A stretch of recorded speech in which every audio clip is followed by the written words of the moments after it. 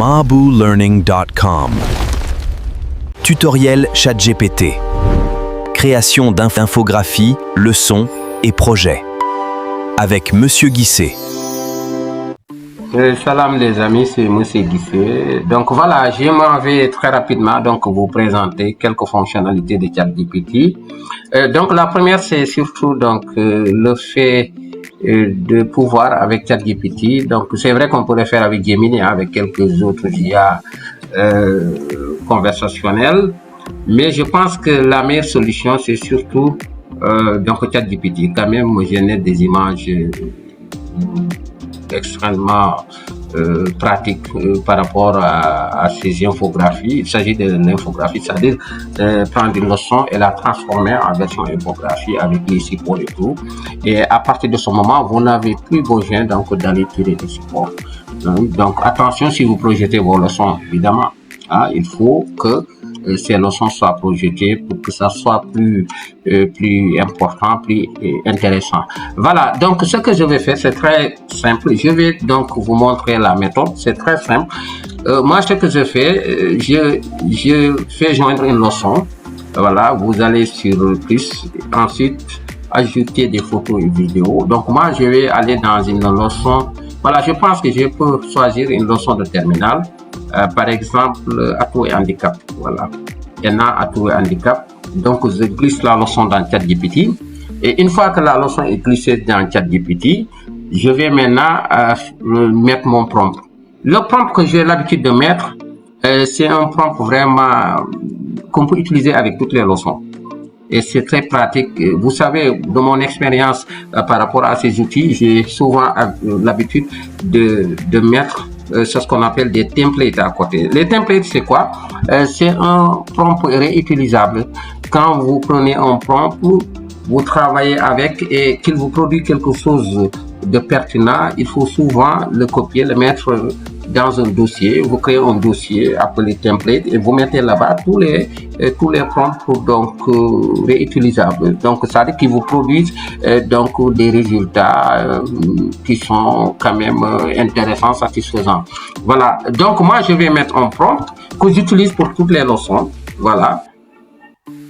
Donc, vous avez deux actions à mener. Vous mettez la leçon, vous intégrez la leçon sur ChatGPT. Et deuxième chose, c'est de mettre un prompt efficace, transforme la leçon jointe en une infographie pédagogique moderne, visuellement attractive, respecte fidèlement le plan, les titres et la structure de la leçon fournie. Met en valeur les notions essentielles à l'aide de schémas. Je lui ai demandé des schémas, ça fait allusion au support, icônes, illustrations pertinentes, images explicatives adaptées au contenu. Utilise une mise en place claire, colorée et facile à comprendre pour les élèves de lycée. Ensuite, si c'est l'école primaire, vous mettez les niveaux, c'est très intéressant. Hiérarchie les informations avec des encadrés, harmonieuses, et des éléments visuels facilitant la mémorisation. L'infographie doit résumer efficacement la leçon, vous voyez, rester fidèle au contenu original, être esthétique et pédagogique, contenir des images illustratives avec les liens. Oui, les images doivent être en lien avec la leçon, évidemment. Avec chaque partie, avec chaque grande partie, ajoute en bas de l'infographie la signature suivante. Vous voyez, vous pouvez même mettre votre signature Guissé Prof 2.0. Donc voilà le prompt que j'ai utilisé, que j'utilise souvent pour mes leçons, et c'est un prompt que je peux utiliser pour toutes mes leçons. Et ça va très vite, et souvent avec ChatGPT. Attention, les IA ne sont pas les mêmes. Je peux le mettre dans une autre IA, et cette IA peut ne pas. Bon, parce que moi, l'IA qui me comprend le plus, c'est ChatGPT. J'ai l'habitude de l'utiliser. J'ai l'habitude aussi d'utiliser Gemini et Claude. Mais pour ces genres d'actions, j'utilise souvent ChatGPT. Mais attention, il faut, si vous voulez quand même avoir quelque chose de productif, il faut utiliser la version payante. Oui, avant, je payais $20 par mois. Mais je vous conseille maintenant, moi-même j'ai rétrogradé, maintenant je paye $4 parce qu'il y a la version ChatGPT Go, $4 par mois. Moi je pense que ça vaut le coup, et avec cette version vous pouvez produire beaucoup d'infographies. Donc je vais lancer l'infographie, et laisser ChatGPT travailler. Maintenant, je reviens sur les quelques quand même clarifications. Donc je disais que en tant qu'enseignant, sincèrement, il faut quand même vous abonner au minimum à 4.0. Sinon, si vous avez la version gratuite, vous ne pouvez pas faire grand chose. Vous pouvez générer une, 2 ou 3 infographies dans la journée et puis donc l'IA vous dit d'attendre 24 heures après parce qu'il y a des limites. Il y a des limites et d'autant plus qu'avec 4 dollars, je pense que ça vaut le coup.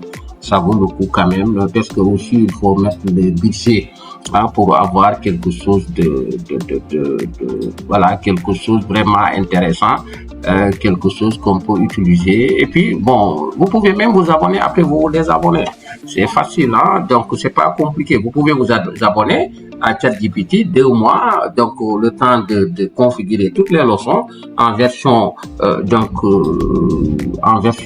infographie. Après, bon, vous pouvez vous désabonner. Je pense que l'abonnement aussi peut être temporaire, ça peut ne pas être permanent.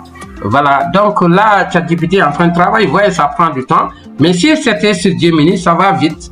Mais généralement, les résultats, moi, je préfère quand même les images de ChatGPT qui ont plus de qualité par rapport à celles de Nano Banana de Gemini. Voilà, donc ChatGPT est en train de nous générer notre infographie. Donc, on va attendre quelques minutes donc pour que l'infographie se génère. Rapidement, donc ChatGPT, je pense, a fini le travail.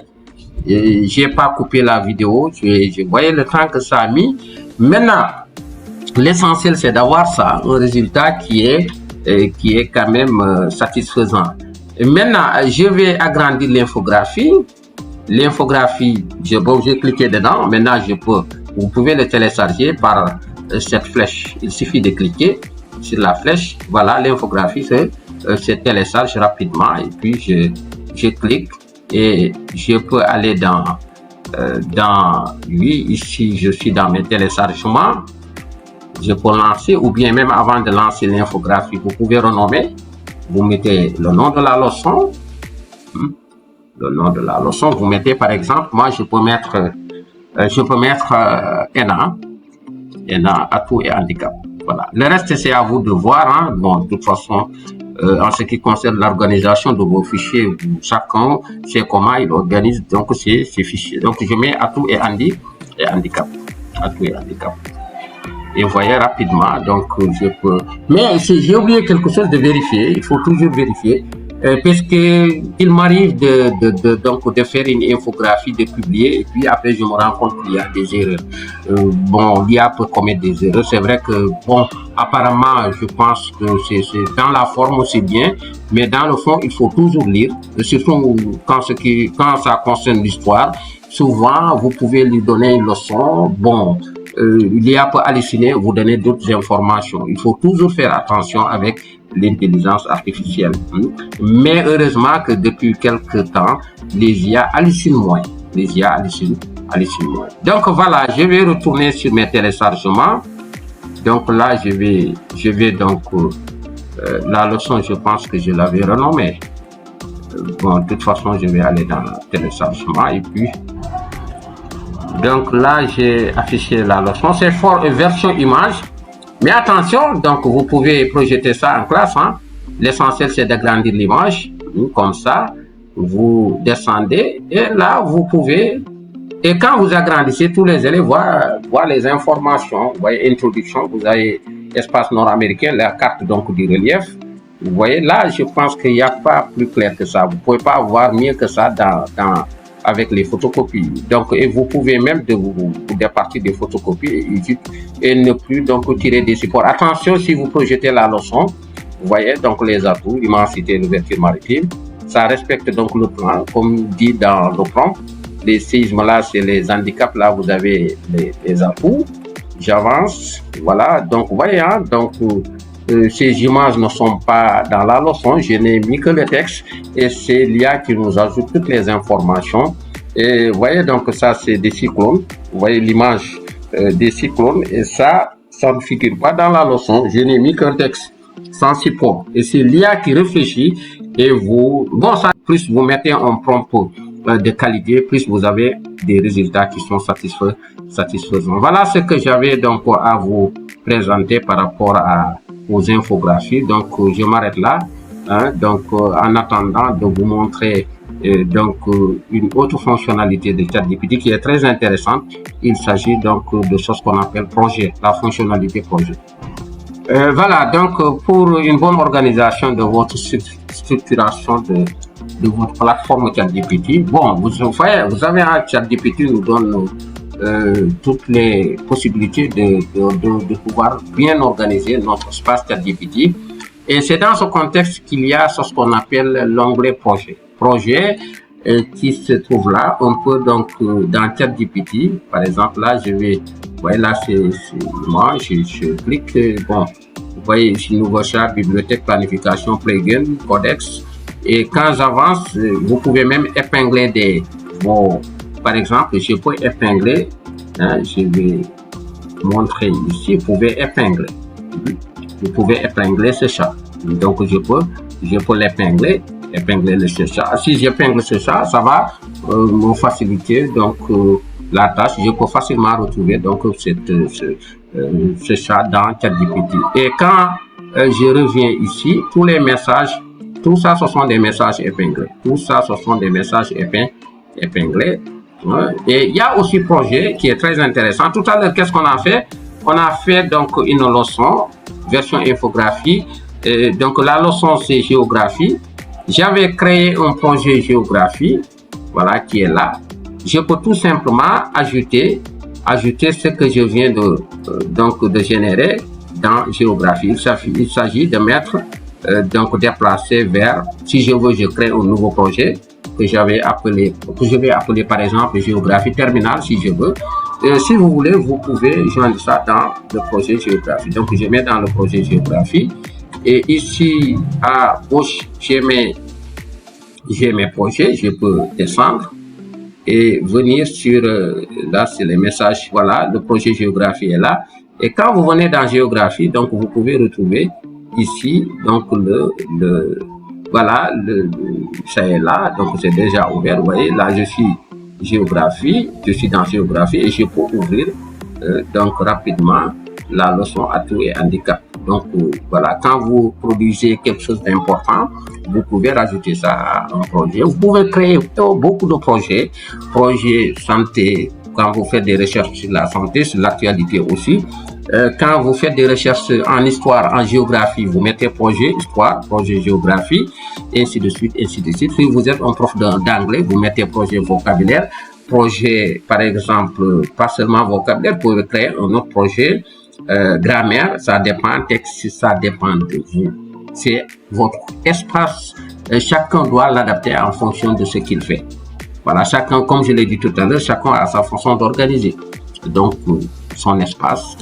C'est comme dans notre ordinateur, les ordinateurs ne sont pas les mêmes. Moi, j'ai ma façon d'organiser, vous avez. Mais projet, quand même, c'est donc une fonctionnalité qui est très intéressante.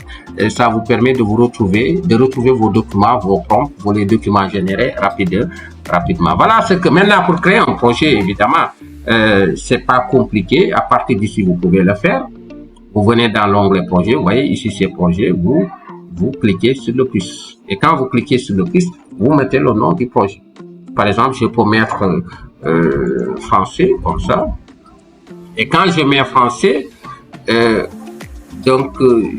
clique, je crée le projet français. Voilà, le projet est intégré ici. Vous pouvez aussi épingler, je vous l'ai dit tout à l'heure, vous pouvez épingler vos messages. Tous les messages, tous les prompts, les rendus épinglés sont là. Maintenant, projet, je descends en bas. Vous voyez, projet français, géographie, etc., santé, communication. Maintenant, si c'est vous voyez, français, il n'y a rien pour le moment. Il n'y a rien. Maintenant, vous pouvez créer quelque chose qui est en rapport avec le français. Vous allez ici, par exemple. Bon, là, je n'ai encore rien produit. Donc, c'est vite. Mais par exemple, si je prends ce message épinglé, je peux l'ajouter ici dans un projet. Donc, vous mettez déplacer vers le projet, je regarde le projet qui est en rapport avec ce thème, je le mets dedans. Voilà donc ce que j'avais à expliquer aujourd'hui, à partager avec les collègues. Donc, je m'arrête là.